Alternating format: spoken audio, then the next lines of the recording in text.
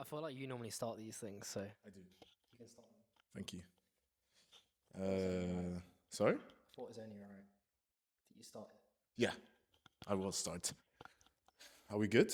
Yeah, we're chilling. Painting and look, it's not fully. Do you want it fully in? No, it's cool. Okay.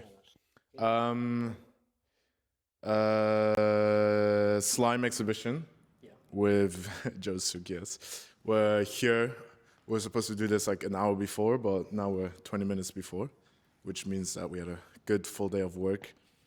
Before we obviously start, I want to thank Georgia and Studio 2 Point for having us again. I want to thank all the team because this is the last exhibition for the first cohort. Everyone that was involved, from Felix to Myra to Seb, who can make it today, to the team we have working today, Liv, Ava, Esme here as well, behind the camera. Thank you, Esme. To Tats, Bella, and obviously Joe and Felix as well, not to forget. And I also want to thank our sponsors, East London Liquor Company, for sponsoring this cohort. Yeah, let's fire away, Esme. Shut to lock in. Describe where we are at, what's going on, and speak a little about the theme of the exhibition. This is all you. Okay, so where are we at in terms of the art? Do you mean? No, yeah. Just what are we doing today? Okay. What's happening today? So today is the opening of the Slime exhibition, which is basically a group of these paintings that I almost made very accidentally. I didn't really mean to fall down a road of making slime. It wasn't really something that I thought too heavy about. And yeah, kind of the main theme for this exhibition is kind of the destruction of this celebrity culture that we look up to and that we idolize, and how it actually affects us quite mentally, and the different nuances that come with that, and whether that being in quite a hysterical way and in quite a funny way, that, yeah, it's basically people being slimed in different ways and different functions and different imagery, and so piecing it together how you might. Yeah. Yeah, pretty much. And also it's your solo exhibition. Oh yeah, solo exhibition. Yeah. It is my first solo exhibition, so yeah, and kind of hopefully first of many, and I'm sure it will be. So yeah, it's just nice seeing everything being put together for the first time, and yeah, had the amazing Esme as always helping me curate it all, and so yeah, really steering the direction of the story. Super fun. I've nothing more to add. You said it perfectly. What responsibility did you feel towards the audience while building this body of work? Ooh, trying to think. You go first. I'm trying to think of my answer because I want to speak to that as well. Kind of my role of guidance is kind of trying to put it in a way where we're not taking ourselves too seriously, and to really just put us into a confrontation of these imageries and celebrities who we're now so guided by. Like, I think we're on our phones so much that kind of we're kind of informed by everything we see around ourselves. And so I think my role is just putting the viewer into a place where they're confronted by imagery that might feel normal to them or natural to them, but presenting it in a slightly different way, where whether it's sequencing or the kind of the increasing amount of paint or the digitalization of paint, and seeing how that affects with how they read the images. Adding on to that, I think perfectly summarized of what Suki is trying to achieve with his body of work that he has today. I also think for us, as sort of working really hard with Suki on production and putting it all together, is a lot about moving towards that professionalism that, for those who have been to our events previously, that I don't want to say was lacking, but it's just, experience, learning, mistakes. So that was definitely something that even with the previous exhibition we learned some things that we had to change. And I think working with Suki, that was something that was always there, and we didn't really have to talk about because we knew we both wanted that for not only Suki, but for just us. And for people to come in and be like, okay, this is proper. This isn't, a little school project or whatever. So I think that was probably the main one for me as well. How did your idea change between the first conception and the final installation? What forced the evolution? I mean, there were so many calls, and like, there was a lot of calls, and I think that's the thing that I really want to just, and I'm gonna reminisce with Suki forever on, is he was actually the first person that I told him about this, everything that we're doing now. I almost pitched it to you. Like, Yeah, exactly. I remember Like, messaging you being like, yeah, I think we should do a show. And, yeah, because and then you Suki. were like- and then you were like, mate, I'm already working on it. Yeah, no, it was definitely something where we met each other both ways, and so throughout this whole just progression, I think Suki definitely started to work on this body of work that we have today. But I think just the amount of calls we had of just talking about it, and maybe not specifically the body of work in terms of art, but how the exhibition came together and all the different elements that we have today, that was definitely something that was just constantly changing. I think really like for me, even with like the actual how the work came about, it kind of was just like it was a domino of like one came after the other, came after the other. I made one, tried another one, rephotographed it, went again.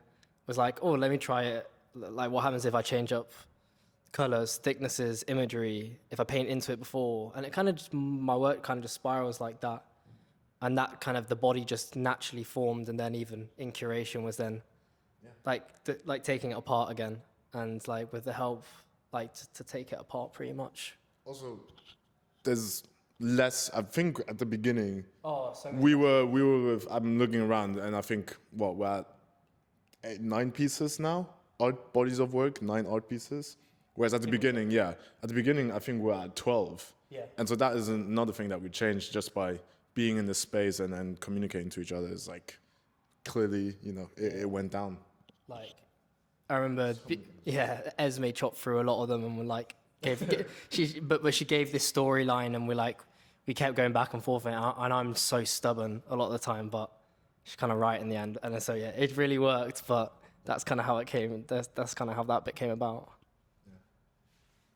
Was there ever a moment, and if so, what moment during this process did you most seriously consider quitting? Well, I think you should go for this. So this is like a classic for people who have to deal with like venue managers. We had the biggest hiccup of hiccup.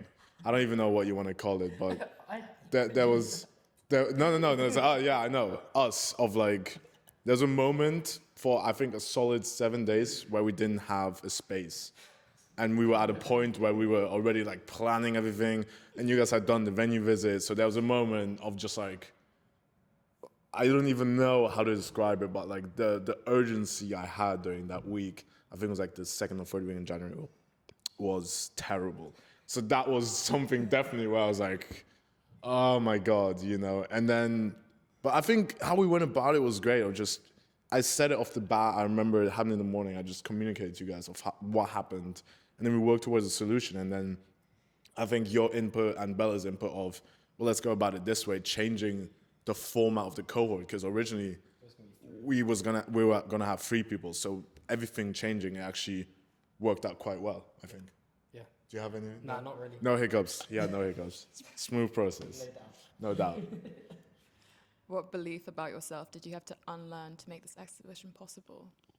I think I said that last time with Bella. I think I said stubbornness and getting over the hump of trusting others. So putting a lot of, which I'd say put a lot, but just trusting Suki, and even moving forward now, working with other artists, having to almost trust them and be like, okay, we're giving you all this sort of control, make something of it. And so being here, looking around a few minutes before the exhibition, it's like, that is something I had to get over with, and working with people like Suki helps with that, I think.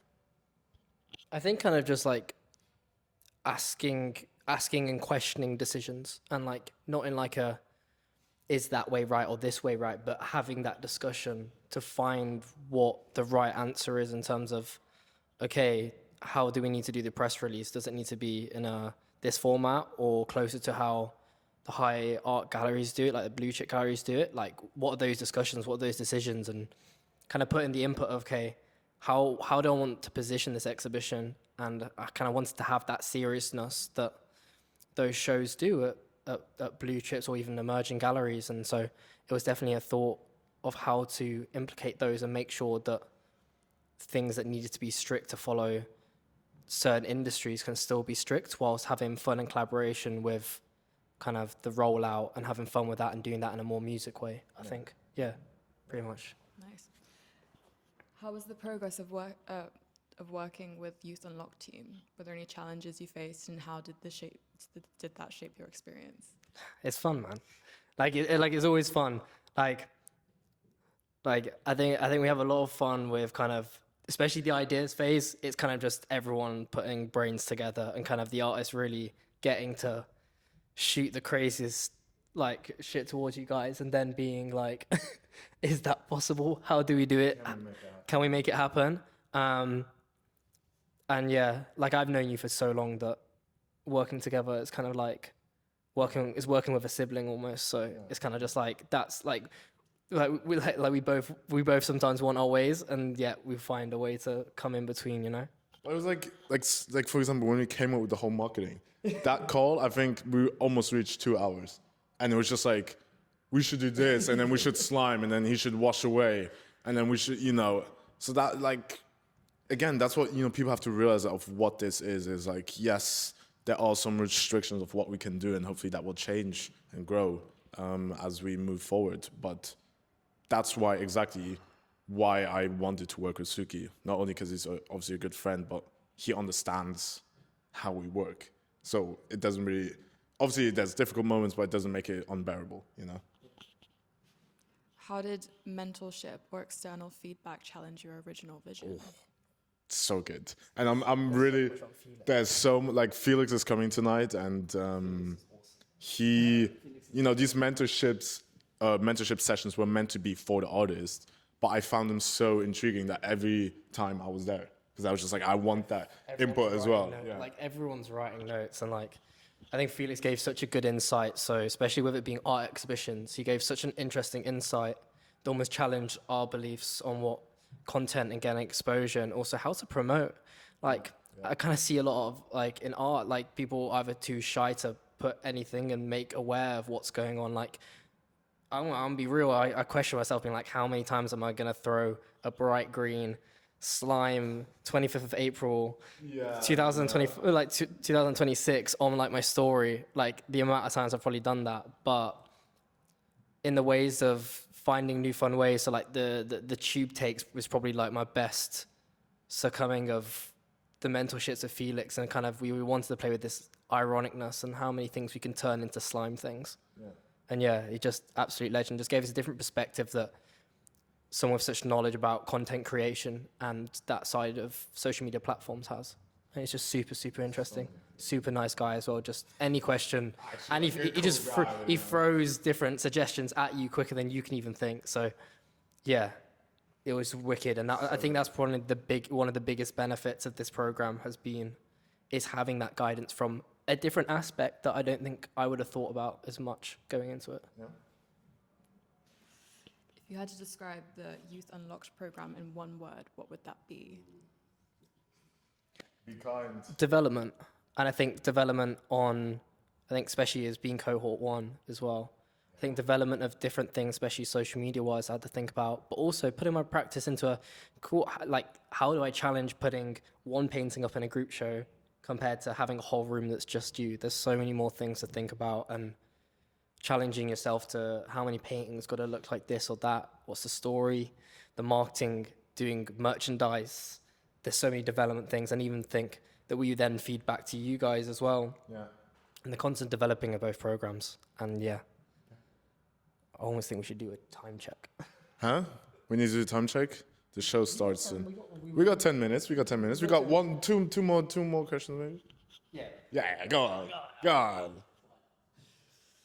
Oh, this is it done? Is it done? Right. That's done. Have you got any questions? I know I do want to talk about something, which is that last question where you talked about of being that first cohort. Like for me, it's kind of a no-brainer who I wanted to work with. But what do you, and I guess we already talked about it a little bit just online and via text, what is something that you saw we can improve on? Because I think that's another thing that I want people to see online is like, as you said, this is a development, and we have already made some changes to how we're going about with cohort 2. But I think you said it to me, and I think it'd be maybe nice to hear on for the people watching again. What is that one thing that we need to improve on? And just like straight up honesty, you know? Straight up honesty, almost straight up honesty on camera. Yeah. I think the biggest thing is and I think by the end of it, there's definitely so many lessons that I already know you've implicated into the next one. Of like, depending on what the exhibition is it an exhibition? Is it a fashion show? Is it a thing? Adapting the right one structure, but also I think also mentorship and guidance in terms of say it's art, you want the right curation there. You want to know what the press release is. You want to know like how do galleries structure buying and selling and all those different bits. And then also just like the ideas are crazy, and I think like that artists come through, like artists and even creative will come through crazy ideas, and how it's best to execute all the bits that say or give support. So say like content creation, or say like the shooting of big promos. Can you give them more guidance on the right team of videographers and things like that? So then when they approach those, they don't have to do all the thinking of like, say, when it comes to film, I don't know how to do a shot list or this and that and how to structure a video, whereas a filmmaker will have it down to an art. And I think, but like I already know you've put so much of that into the next cohort as well. And I think but I think that's what I really like about the programs, is that it will be a development and it will constantly grow with the artists, whether that's the partnerships that work with it and what each artist also brings to the table and brings to the almost the family and the almost the members of Youth Unlocked cohorts that go forward in the future will have a bit of everyone in it. Yeah, pretty much, man. So would you do it again? Of course I do. Okay, good. Just had to check. Anytime you get to go to an exhibition, I think Bet. it's one of those things. I like saying yes to things, and I'll always say yes to things until you get to the point where you want to say no because you actually don't like it. But if anything challenges you or comes up, just do it. And all of our marketing things came like that as well. It's like, let's see if we can do it, and if we can't, we don't have time. But we tried. Well, that's it. Slime exhibition. There you go. We're here, man. Done. Good talk. Good shit. All right. 10 minutes. 8 minutes until the solo show. Love it.